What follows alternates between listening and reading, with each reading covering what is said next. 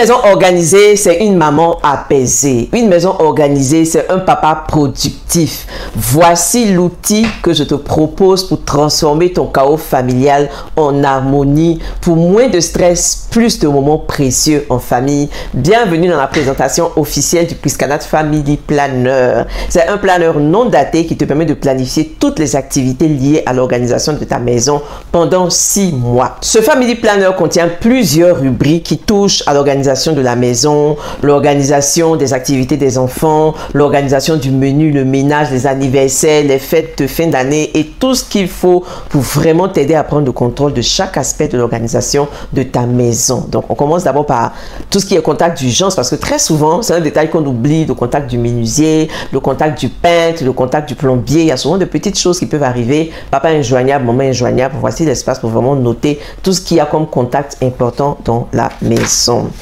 Il y a bien sûr l'arbre généalogique à faire avec les enfants. Dans ce planeur-là, il y a des activités que vous faites ensemble, il y a des activités que papa peut faire, que maman peut faire. Vraiment, c'est un outil que vous utilisez ensemble. Donc, l'arbre de présentation de la famille, notre histoire.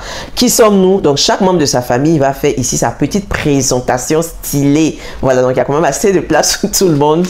Et puis, nos valeurs. Ça, c'est un échange que vous devez avoir avec les enfants. C'est quoi les valeurs fondamentales de notre famille? Qu'est-ce qui est essentiel pour notre famille? Il faut que les enfants apprennent dès maintenant ce qu'on appelle avoir des valeurs. C'est essentiel pour leur équilibre personnel.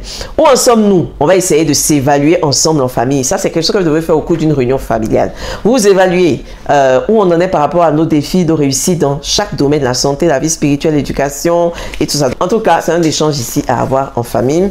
En fonction de vos échanges, vous allez dégager votre thème de l'année familiale. Ça peut être l'harmonie, ça peut être la discipline en famille, ça peut être la spiritualité. Vous allez définir ce thème et justifier le choix de votre thème. Vous allez ici réécrire vos objectifs de l'année, tout ce qui est important pour vous. Et puis, si vous avez des projets, voilà, vous avez de l'espace pour gérer vos projets. On parle de projets, s'il y a des projets de construction, projets d'achat, projets d'aménagement de la maison, vous pouvez les noter ici. Vous avez un espace pour notez toutes les activités de l'année. Donc, vous avez votre calendrier familial annuel. Vous notez vos priorités, ce qui est important pour vous. Donc, il y a 2 trimestres puisque c'est sur 6 mois. Ici, tout ce qui est planification familiale, quelles sont les dépenses mensuelles, les dépenses trimestrielles, les dépenses semestrielles ou les dépenses annuelles. Ça, c'est plus papa et maman qui vont s'asseoir pour faire ce planning financier-là. Et puis, tout ce qu'il y a comme challenge. Si plusieurs membres de la famille épargnent sur l'année, les enfants, vous pouvez ici, chaque mois, cocher vos différentes épargnes et voir qui évolue rapidement ou qui n'évolue pas. Tout ça, c'est important pour se motiver. Et puis un espace pour noter vos factures mensuelles pour ne pas oublier de les payer. Donc, est-ce que l'on a payé le loyer et tout ça? Il faut faire le suivi ici.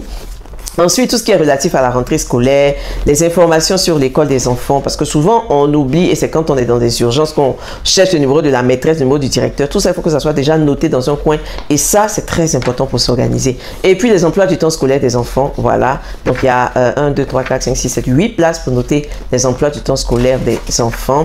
Vous avez les calendriers des vacances scolaires, c'est important d'anticiper, de savoir à juin correspond à quel mois dans l'année scolaire. Et puis, on planifie les vacances avec tout ce qu'il y a comme checklist. On planifie des fêtes de fin d'année, c'est important de le faire dès maintenant.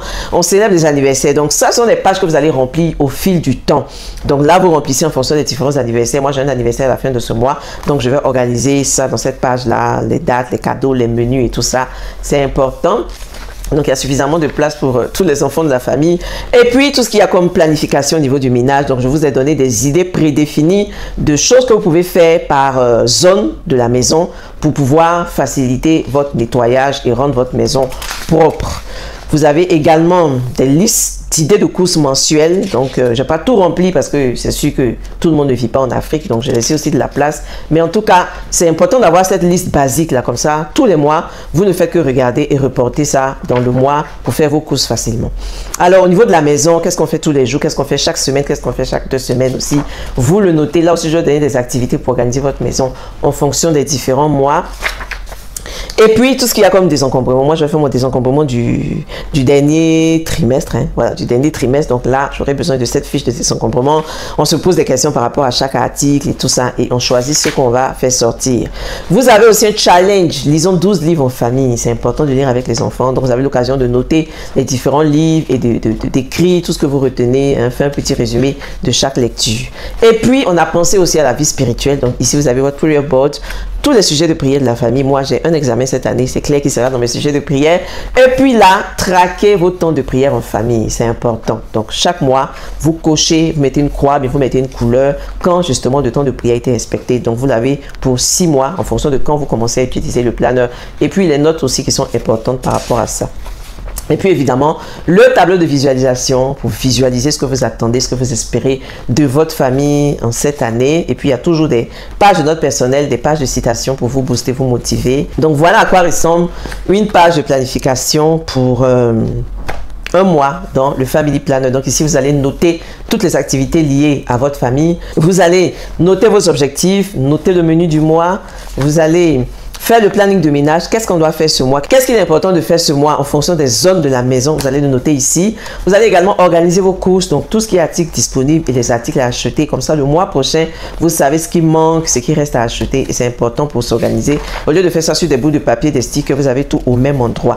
Ici, c'est l'espace pour organiser la semaine familiale. Donc là, vous avez les priorités, la routine, les activités des enfants, les rendez-vous importants, le planning de ménage aussi en fonction des zones de la maison. Donc, le planning mensuel que vous avez fait, vous allez maintenant le repartir par semaine. Parce que là, vous avez dit telle semaine, on fait ça. Vous allez effectivement le noter ici. Ici, vous pouvez noter les menus ou les activités à faire. Donc, ici, c'est menu ou activité à faire.